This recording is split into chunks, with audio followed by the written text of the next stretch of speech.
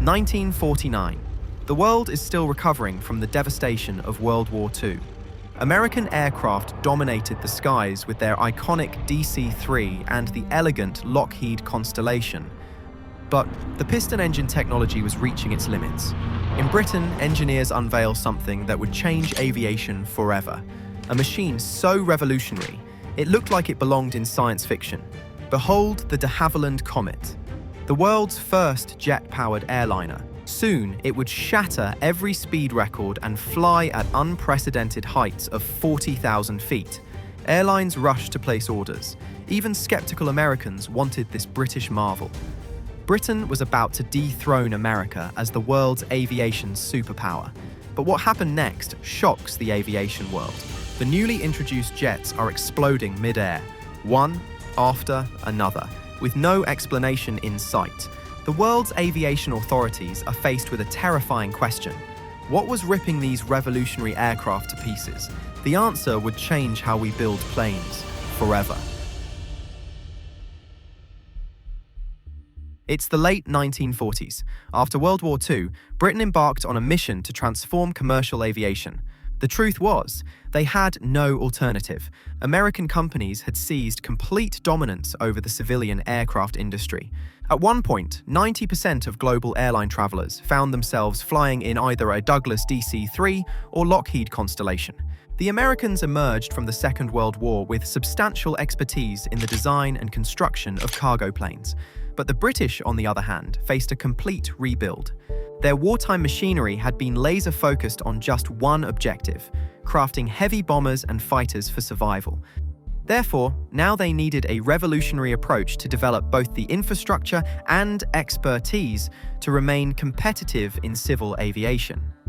The British realized that if dominance in aerospace was their goal, they needed to produce something exceptional, and soon, they found their opportunity. Until this point, all commercial airplanes were equipped with piston engines that shared fundamental mechanical principles with automobile engines. These engines had earned a reputation for being noisy and inefficient, and to extract more power, they'd grown bigger and more intricate, incorporating superchargers and dozens of cylinders. As a result, they were becoming extremely prone to malfunctions, and the piston technology was reaching its limits. During later stages of World War II, some advanced military aircrafts featured the turbojet engines. These engines operated by drawing air into an intake, compressing it with turbine-driven compressors, and then expelling it as exhaust to generate thrust. These engines were not only powerful, but significantly quieter than the traditional engines. However, the American manufacturers were hesitant. The jet engines of the time were considered fuel guzzlers, and producing a jetliner capable of spanning the Atlantic seemed impossible and economically unviable. Sir Geoffrey de Havilland, however, rejected that assumption entirely. During the war, his company had engineered and constructed a fighter jet, the de Havilland Vampire. He understood jet engines and their potential better than anyone. His confidence was so compelling that British authorities awarded the de Havilland Aircraft Company the task of building the world's first jet-powered airliner. This plane, which became known as the Comet, was created under strict confidentiality. The chief designer even kept impractical design models on his desk just to mislead American rivals. After years of secret development, in the summer of 1949, the Comet was revealed to the public. Instantly, this plane became a sensation. Despite its modest size, seating only 36 to 44 passengers, the Comet's interior was exceptionally roomy for its era, with seats that tilted back substantially. Its sleek appearance, angled wings, and 4 integrated turbojet engines seemed to belong to a science fiction film. Even today, much of this airplane appears remarkably modern. One can only imagine the impact it had on people at the time. This British engineering marvel became an instant icon.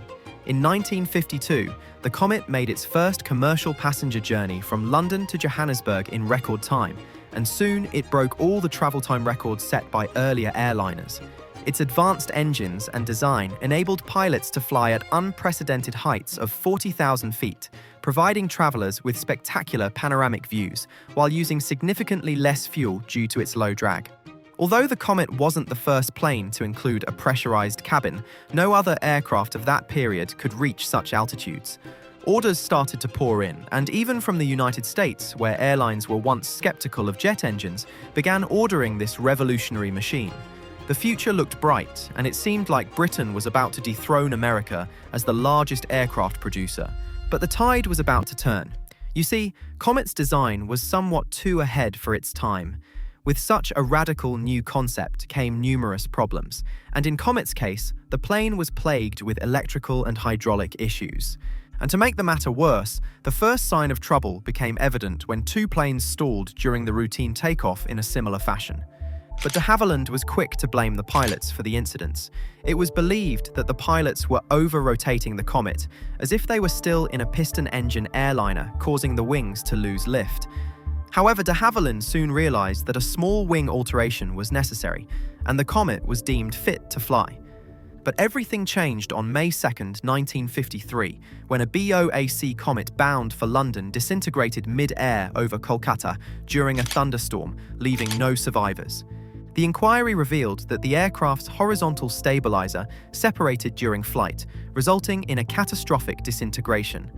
The reason, although uncertain, was thought to be caused by either extreme storm turbulence or excessive control inputs by the pilots. Once again, the pilots were indirectly blamed for the incident, despite questions about the Comet's airworthiness. Unfortunately for de Havilland, growing criticism from industry experts resulted in new safety rules requiring comprehensive fatigue testing of the Comet. In a bid to regain public confidence, the company responded by thoroughly testing its fuselage, validating the aircraft's structural soundness. However, it proved futile when disaster struck again in 1954. A Comet on its final leg from Singapore to London experienced explosive decompression at 27,000 feet above Rome. The devastating incident ripped the aircraft to pieces, throwing passengers out, and sadly, everyone on board perished. Now the company was in deep trouble. Air carriers and governments that had invested millions into this plane were growing impatient, and they wanted answers. However, soon came the bad news. The investigations revealed another major problem with the Comet: its engines. It's suspected that a hot turbine blade exploded in one of the engines, rupturing its fuel tank. So, as always, de Havilland quickly issued a service bulletin requiring the turbine rings to be encased with armor plate to contain a possible disintegration of the turbine discs. While the company was busy trying to pacify the public and carriers, just weeks later, another Comet disintegrated mid-air over the Mediterranean Sea. Damage to the Comet's reputation was immediate and catastrophic. Airlines quickly grounded their entire Comet fleets, and finally, the airworthiness certificate for the Comet was revoked. The once pride of Britain had turned into a nightmare. Subsequently, a large-scale investigation was launched. So what actually went wrong? The early investigation offered a crucial clue. The investigators believed that metal fatigue cracks originating from ADF aerial windows on the top of the fuselage and from the corner of an emergency exit hatch resulted in an explosive decompression. You see, the Comet was the first commercial airliner to cruise at an altitude of 40,000 feet, and to fly safely at that altitude, the cabin had to be pressurized. But what the investigators uncovered was even more daunting. During the Comet's design, de Havilland's engineers had made a critical mistake. Comet's stress calculations, particularly around windows and doors, substantially underestimated the actual stress endured by the fuselage at cruising altitude.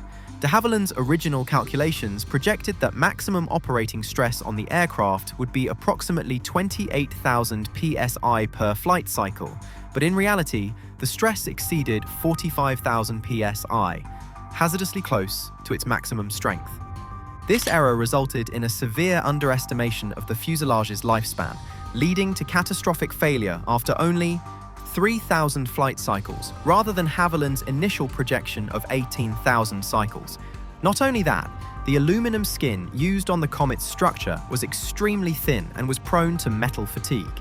Even worse, the rest of the aircraft's structure lacked sufficient strength to keep the plane intact when the skin was ruptured due to fatigue cracks. This became evident when wreckage from Flight 781 was recovered. Investigators found fatigue cracks originating from a rivet hole near windows in the upper fuselage, consistent with their theory. With this, investigators had concrete evidence confirming the comet's fatal design flaw. But there was another problem: the design of the wing itself. To maximize efficiency, the Comet was built with a swept wing design, which helped it to reach its high cruising speed. However, at low speeds, the wings had a tendency to stall at steep angles of attack, turning the Comet into an uncontrollable nightmare. This finally told investigators why those early takeoffs ended in loss of control. Following the investigation, de Havilland worked tirelessly to modify its design, switching to round windows and reinforcing the fuselage. Despite these efforts, airlines cancelled existing orders and the Comet remained grounded for years. When a fix was eventually found, all Comet airframes were deemed irreparable due to their design flaw. But that didn't stop the company from trying. In a bid to regain public confidence, de Havilland went on to produce the newer versions of the Comet with multiple enhancements, including additional seats, expanded fuel capacity, and a thicker fuselage skin. But the damage had been done. To make matters worse, the rest of the world was catching up. Manufacturers worldwide were introducing their own jet-powered aircraft. The Soviets launched the Tupolev Tu-104 in 1956, and soon after in 1959, Boeing introduced its iconic 707, followed by the Douglas DC-8, both of which went on to become icons of the aviation world. In 1967, de Havilland finally ceased production of the Comet due to low sales and fierce competition from American giants.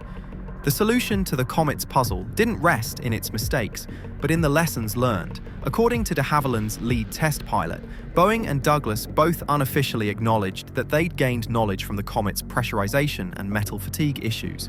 Had it not been for the Comet, they might have made the same mistakes.